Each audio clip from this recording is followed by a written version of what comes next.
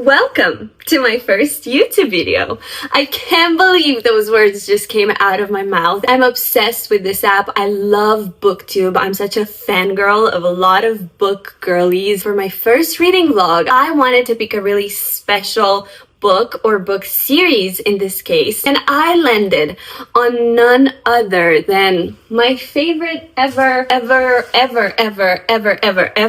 which is The Hunger Games. Hear me out. I read the original trilogy a really long time ago. Don't remember anything from it. And when the newest book in the series, Sunrise on the Reaping, came out earlier this year, I saw this one TikTok with this girl talking about certain plot lines in the original trilogy that would link to the new book. It would all make more sense. And I thought to myself, this is a good opportunity to reread the original trilogy. Also read the ballad, which I never read, the Ballad of Songbirds and Snakes, also Sunrise on the Reaping, and it's taken me since April to finally have the guts to film this. This is the first book in the series, The Hunger Games. I have this old edition. I'm nervous, but I'm also so excited to get into it. Without further ado, let's roll the tape.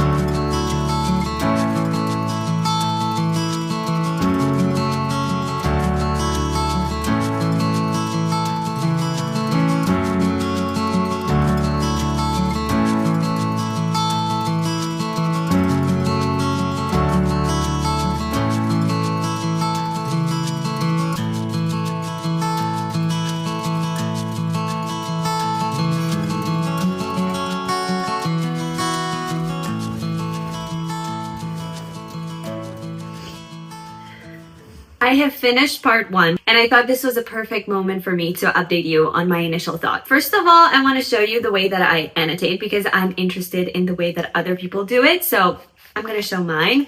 I have a light color, almost white, that I use to annotate plot points that aren't in the movie and I think are relevant.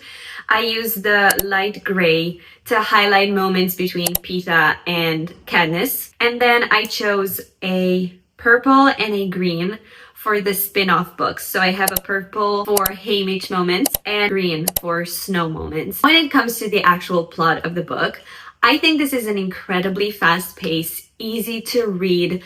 It captures you immediately. You don't want to put it down. I think without even trying, I am aided by the visuals of the movie. Like, I can't escape it. I can't look at this without seeing the set and the moment and the people. But I love the way she describes like the forest and how she grew up and the district. And that's the part where I annotated the most, where she describes the district and what was actually going on there and how it worked. This has way more details into the universe than the movie has, but now reading this, I am once again reminded how good of an adaptation at least the first movie is, because I think they quite perfectly selected the best moments from the book to include in the movie. I cannot read fast enough as much as I want to know what's going to happen. I feel nervous for her once again, as if I don't know exactly what's going to happen. As a person who knows The Hunger Games almost by heart,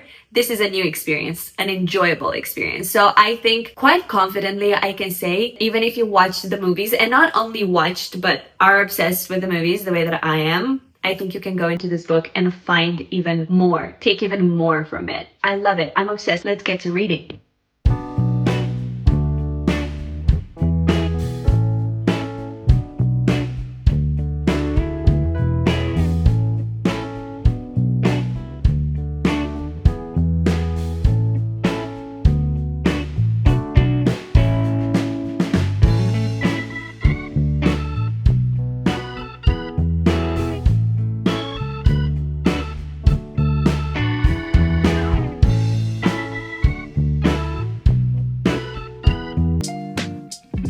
Okay, as you guys saw last night, I finished the first book. You know, to be honest, when I started reading it, I was kind of anxious about that feeling of, I know the movie so well, is this gonna bring anything new? But to be honest, reading this book felt like I was watching the movie with all of the extended scenes that were taken out from it, like deleted scenes, over the course of 3 days, which it's like the best experience. Like imagine watching the Hunger Games for 3 days, like you're in it for 3 days. I have a few notes that I wrote while I was reading it. First of all, like I'm so excited for Haymitch's games because they mentioned them. How do you think Haymitch won? What do you think his strategy was? And PETA goes like, he must have just outsmarted everyone. And I am so excited to see how Haymitch does it. And I also I'm so excited to explore, like, why did Haymitch end up the way that he did? And they kind of explain it in this book. Katniss understanding him, you know, it's a love-hate relationship in the beginning. She first of all despises him, but then she's like, well, I get it. You know, I've been through the games and now I understand why you might hate your life afterwards. So I love their relationship and I love all of the layers that we got from Haymitch, and I'm so excited for the last book in the series so far. Now, because she's doing spin-offs, of course, like I'm thinking like, what stories would I like to read? And just from book one, because I know there are other characters in other books that I'm so excited for a spin-off, but from book one, my favorites, Effie, always. And also Cinna. It's his first games and he chose District 12, even though everybody was running away from it. So I'm so interested to see more about Cinna and Effie. I know that they might not get their own books. I don't think they will, but I would be so down to read about Effie and Cinna. Another thing that I wrote down is that I don't want to go into the movies straight away. Like I don't want to read book one, watch movie one, read book two, watch second movie, you know, and so on.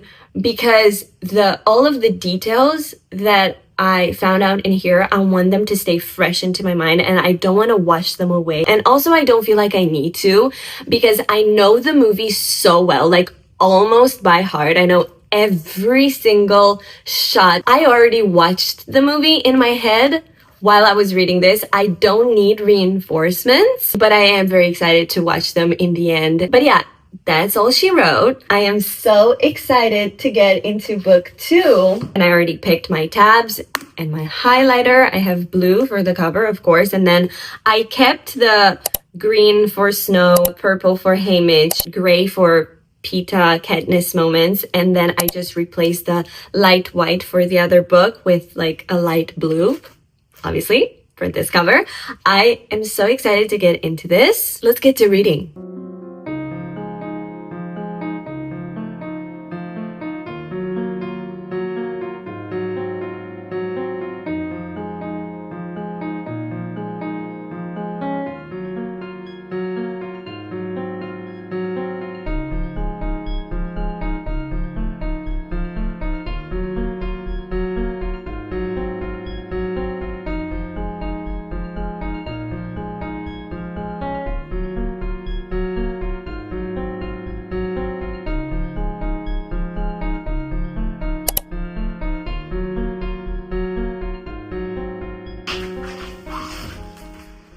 So I'm done with part one of book two, and I thought it was time for an update. So far in the book, the games have not started. And as you can see, I'm almost halfway through. So you can just about tell that the second book has a slower start when it comes to action. It's more grounding in what happens with the victors after the games. We get way more details even into District 13.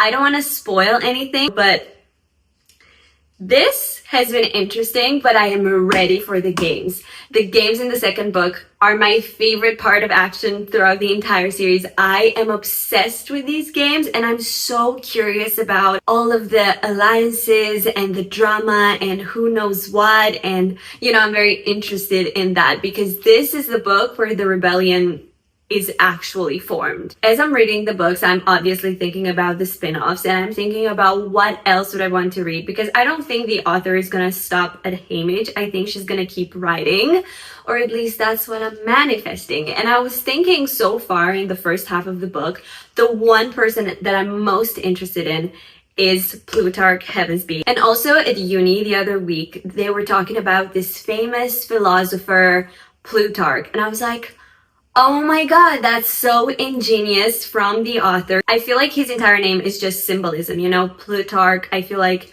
because he was a philosopher, that means wisdom and knowledge, and also Heavensbee. With heaven, I feel like it's the afterworld, you know, the world after his games are going to be heaven, because although it's going to be a lot of suffering, that's where the end of the book leads to, you know. Like, I'm thinking about the final scene with Candace and Peeta and their kids, and that makes me think straight to heaven. That was the image of heaven. And also a bee, you know, it takes pollen from a flower to another, like the way he takes information from the capital and takes it to District 13. So I am absolutely fascinated the way that she created his name and his personality. I'm so excited to see more about him, and I feel like in the next book we'll get more about him, but I am so excited. I think that would be so interesting to read more about him. The last thing I wanted to talk about was the love triangle. It's one of those love triangles where you can't pick either. You love them both. Like, I feel like that's a love triangle done right, you know? Not picking a side and having an obvious choice, but just being actually torn between the two. And it's the first time I'm actually enjoying a love triangle. So cheers to that. I'm so excited to get into the games, and I'm getting to reading.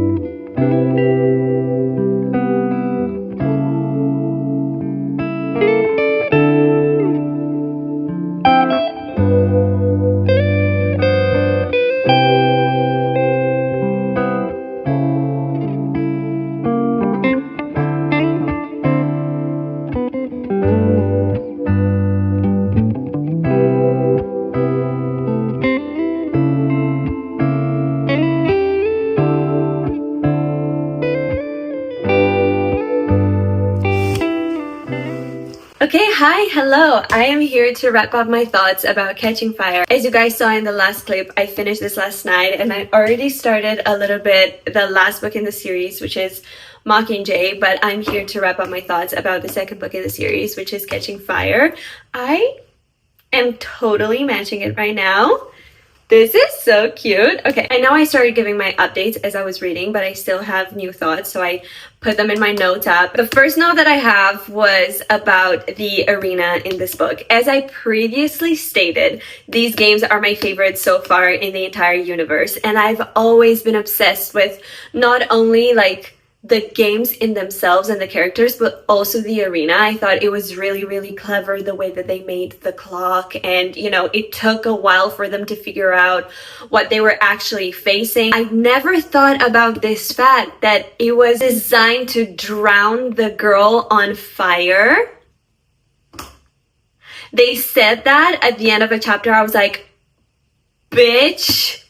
Yes. Now, if we're still on the topic of the games, this is embarrassing to state, but you know how I was saying that I've watched these movies like a million times. I know almost every single line, like I know exactly what's happening in every single scene.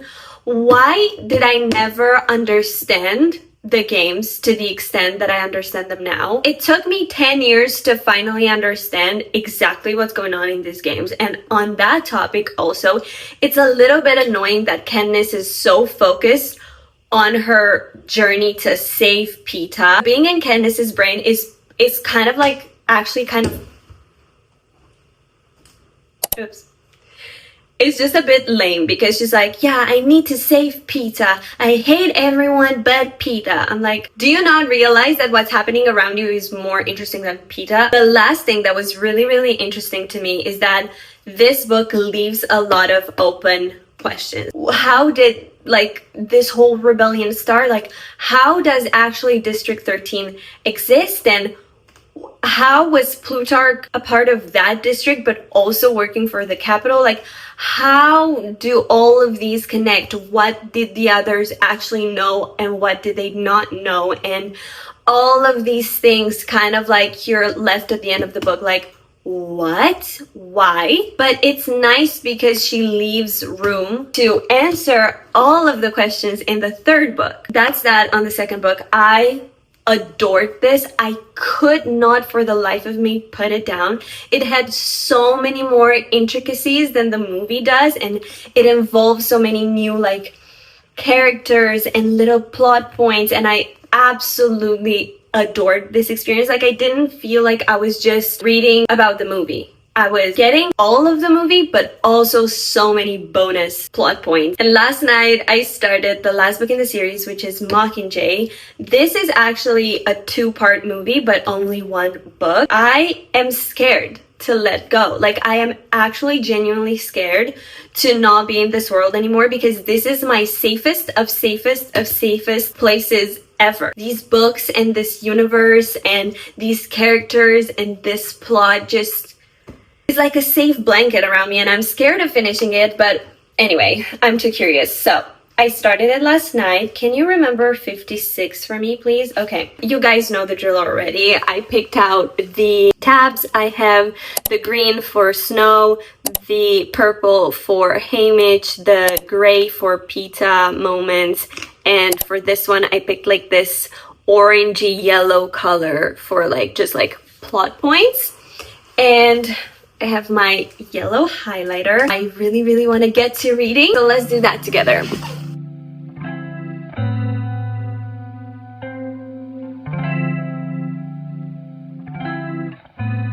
I was reading this book and I have these thoughts in my brain and I don't want to put them in my notes. I just want to give them to you straight. Number 1, this is the slowest book so far to get into. Like, usually I got into the book really quickly. I was captivated by the story. I didn't want to put it down. Like, physically, I was, what's the opposite of anticipating? I was dreading to put the book down. But with this, I have picked it up like 2 or 3 times and all I want to do is put it back down and go to bed. Like, I just took a tiny nap. I have mascara all over my face because I just took a nap after picking this book up. So I don't know if it's me and I get distracted and bored or if it's just like a slower start, but that's one thing. And then the other thing is that this is stupid, but well, you're here anyway. I got these editions at a secondhand bookstore in Amsterdam and the first 2 were really worn out. So like the book had like the spine cracked. It was rough in the hand. Like, it didn't feel like glossy or anything. It was rough in the hand and worn in, and like it was easier to open, and every page felt like it had been read like 50,000 million times before that. And although I don't really read like that, like that's not something that I usually do, I loved that feeling. Like, it made me feel like the book was so loved and now it was my turn to love it. Whereas this, like, the spine isn't cracked, so I kind of like am reading like this and the pages are smooth, and even though it's not in like pristine, what do you call it? English is really not Englishing today. Condition, it's still like the best out of all of them, and I thought I'd like that about this one, but I don't. I miss Effie because she's been replaced in the storyline so far by the rest of her prep team, and I'm like, where's Effie and where's Haymitch? And I just miss the excitement, but I know that's coming. I'm just at the beginning. I'm like at page 76, but yeah, I'm making more of an effort with this one to read it, whereas the other 2 I flew through them. Like, you had to fight me to put that book down. Well, that's it. I'm gonna shut the fuck up now. But yeah, anyway.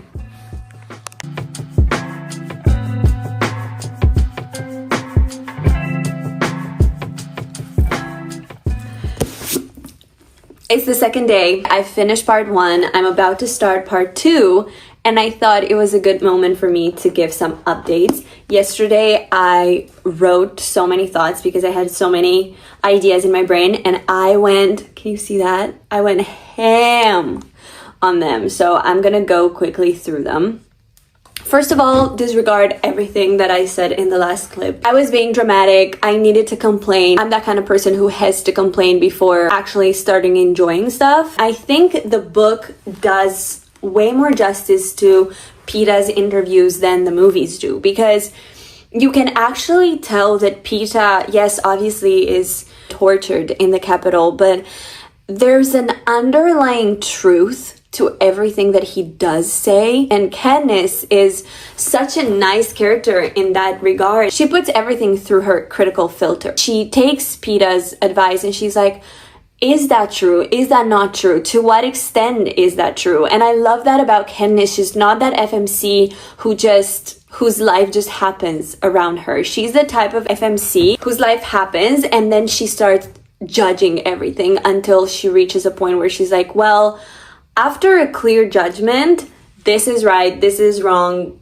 I should do this, I shouldn't do that. And I love that about her. And you can tell from the beginning that she didn't like District 13. Like, she doesn't stand for that. She's just there because, well, that's where it's safest and that's where her family is and where Gale is. No, but she never liked President Coin. She never liked the idea of being hidden and running away from the responsibilities. Another interesting thing about this is that yesterday at uni we were studying propaganda and they were telling us that propaganda doesn't show that you care for your audience, right? When you do propaganda, you have an ideal, you have a message, and you just deliver it to everyone. You're not open for feedback. You're not open for how people may receive that message. You just are feeding people this ideology. And Candace does have her reasons why she decided to become the Mockingjay. First of all, to kind of show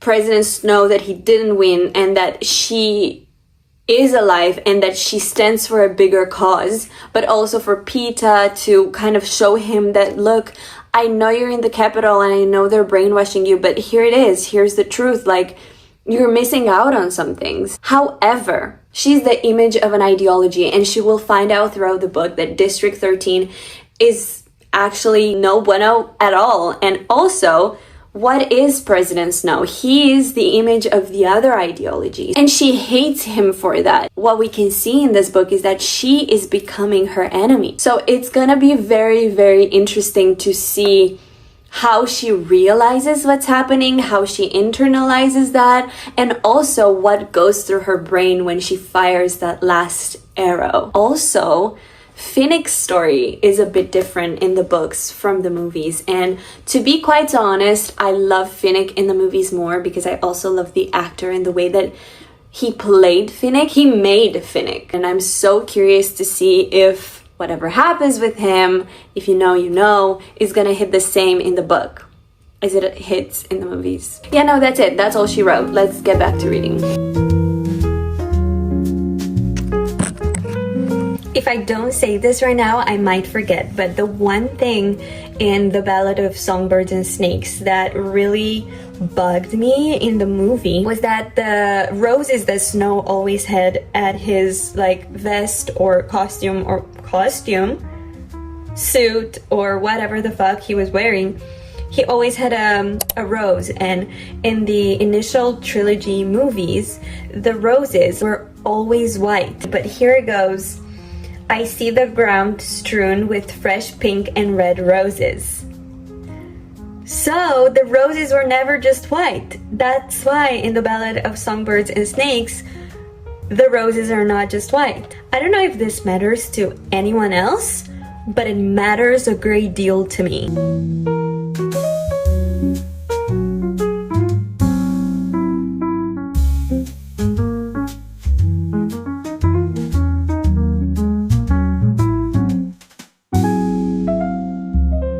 Okay, so Gale is not just a pretty face, he's a bit evil. This is a bit concerning, Mr. Mr. Calm your pants.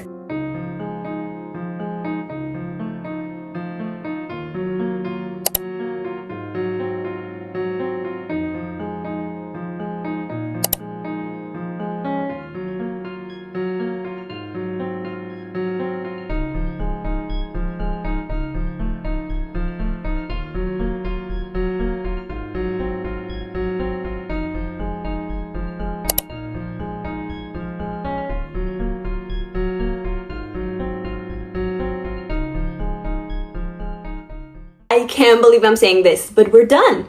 We finished our last book that we're gonna read in this video. It's crazy to say I finished this book this morning. Look at my tabs. This was a well-loved book, and I promise you, if I were to debate every single one of my thoughts, you and me would stay here for like 10 more hours. So that's just not going to happen. But I did take just a couple of notes as I was reading that I'd like to share with you. First of all, I would quite literally read a spin-off about every single character in this book, because she does such a good job of making every single important character interesting and layered, and you question, like, where do they come from? What's their past? What motivates them to be like that? You know, like, you want to know everything about everyone. That's how intricate and well built this world is. Number 2, justice for Effie. Okay? I prefer the movie because, let's just say, the book doesn't include Effie in the same way the movie does. And I just, like, where is she? What happened to her? What happened to her? Another character that I feel was robbed is Finnick. Also, like, in the movie, when Finnick dies, Candace pretty much just, the information goes past her. Like, she's like, oh no, Finnick! And then she doesn't even cry about it. She doesn't even, like, nobody even acknowledges the fact that Finnick is dead.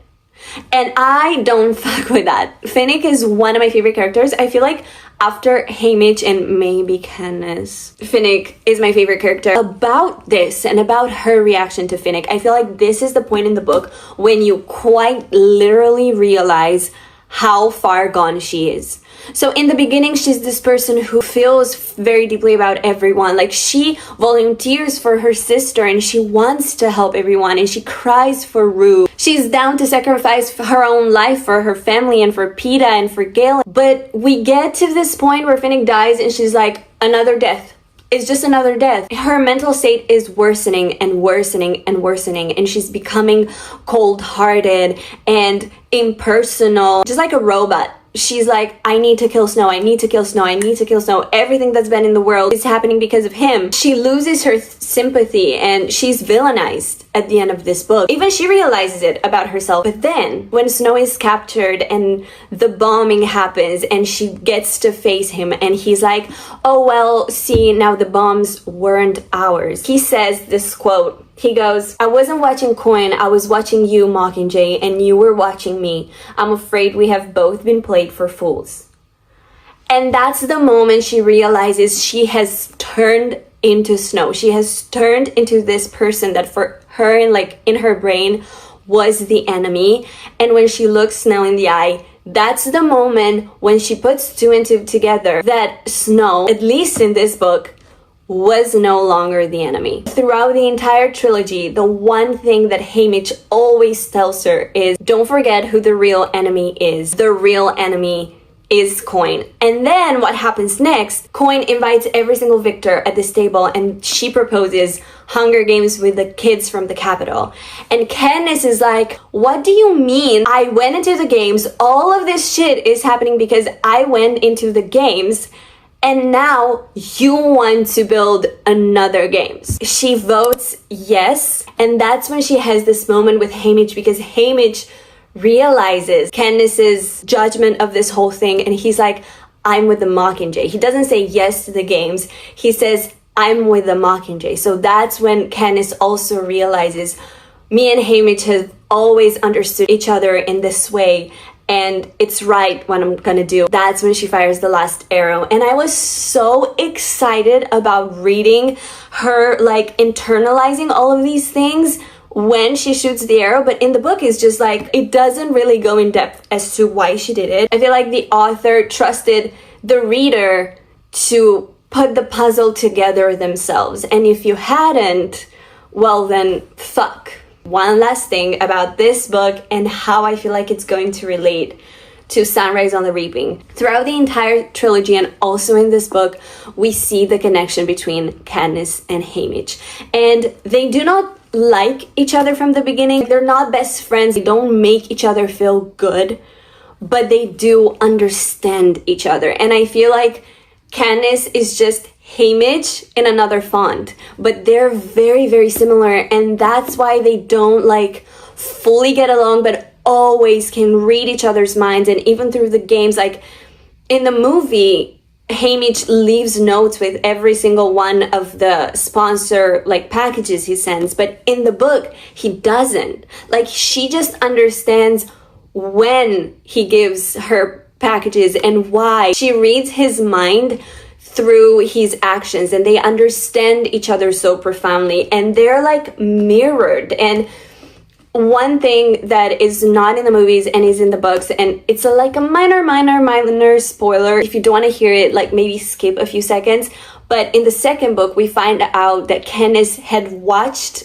Haymitch's games right before she goes into the second games herself, and there's this parallel of how she ended the games and how he ended his games, and they're really connected. The two characters have so much in common, and Haymitch is truly a mentor for Katniss in the real sense of the word. I highly recommend you read these books, even if you watch the movies. Like, if you watch the movies and you want more and you miss the world and you just wish you could get just a little bit more, I highly recommend you read the books because they complement each other beautifully. I didn't discuss rating throughout this entire video because initially I was like, well, it's not really fair to give a rating to the books because I'm so attached to the movies, and it's easier for me to imagine everything that's happening in the books because I've already seen it and I know it by heart, and maybe that wouldn't be the fair thing to do.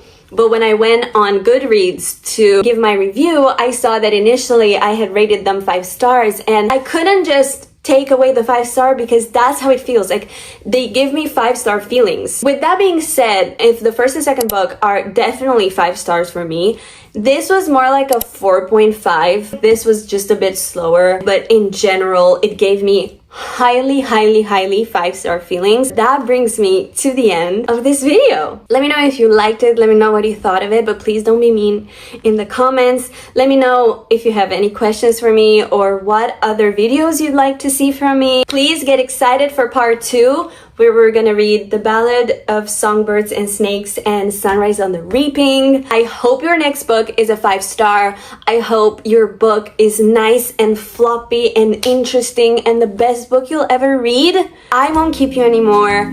I'll leave you to reading.